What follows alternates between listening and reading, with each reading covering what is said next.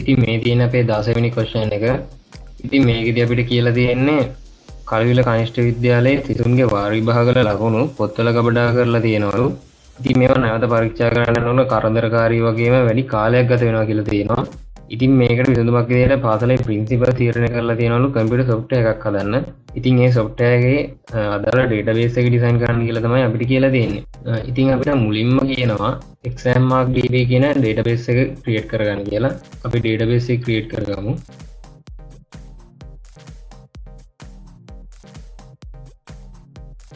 ඊළඟට අපිට කියනවා ස්ටුඩන්ට්ස් ලගේ ඩේටා ස්ටෝර් කරගන්න ස්ටුඩන්ට් කියන ටේබල් එක හදන්න කියලා. ඉතින් ඒකෙදි මේ විදිහට අපිට ෆීල්ඩ්ස් ටික බලා ගන්න පුළුවන්. ඒ වගේම ඩේටා ටයිප් ටික මේ විදිහට බලා ගන්න පුළුවන්. ඉන්ඩෙක්ස් නම්බර් එක ප්‍රයිමරි කී විදිහටත් අපිට බලා ගන්න පුළුවන්. අපි ඒකත් හදාගමු.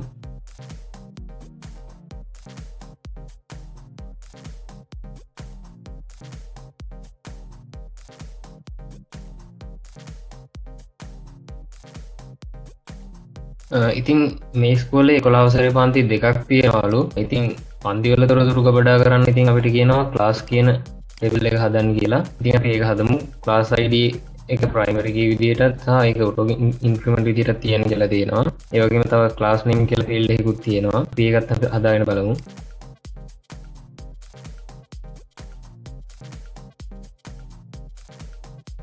ඉතින් හතරවෙනි ප්‍රශ්නේදී අපිට කියන්නේ මේ ඉස්කෝලේ උගන්වන සබ්ජෙක්ට් මේ ස්කූල් ගණන සබ්ජෙක්ට් වල තොරතුරු ගබඩා කරගන්න අදාළ සබ්ජෙක්ට් ටේබල් එක ගොඩනගන්න කියලා. ඉතින් ඒකෙදිත් සබ්ජෙක්ට් ID එක මේකේ ප්‍රයිමරි කී එක විදිහටත් සහ ඒක ඔටෝ ඉන්ක්‍රිමන්ට් විදිහටත් තියන්න කියලා තියෙනවා. ඒ වගේම සබ්ජෙක්ට් නේම් කියන ෆීල්ඩ් එකත් අපිට බලා ගන්න පුළුවන්. අපි ඒ ටේබල් එකත් හදලා බලමු. පස්වෙනි එකේදී අපිට කියන්නේ එක්සෑම් ටර්ම් වල විස්තර ගබඩා කරන්න අවශ්‍ය එක්සෑම් ටර්ම් කියන ටේබල් එක හදන්න කියලා. ඉතින් අපිට මේකෙදි ටර්ම් නේම් එක සහ එක්සෑම් ඩේට් එක ගබඩා කරගන්න පුළුවන්. ඒ වගේම මේකේ ප්‍රයිමරි කී එක සහ ප්‍රයිමරි කී එක විදිහට ටර්ම් ID බලා ගන්න පුළුවන් සහ ඒක ඔටෝ ඉන්ක්‍රිමන්ට් විදිහට තියන්න කියලාත් අපිට කියලා දෙනවා. ඉතින් අපි මේ ටේබල් එකත් හදාගමු.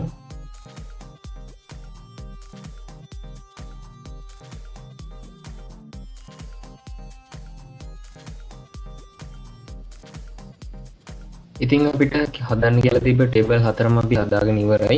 ඊළඟ ප්‍රශ්නේදී අපිට මේ ගැන මොකක්ද කියන්නේ කියලා බලමු.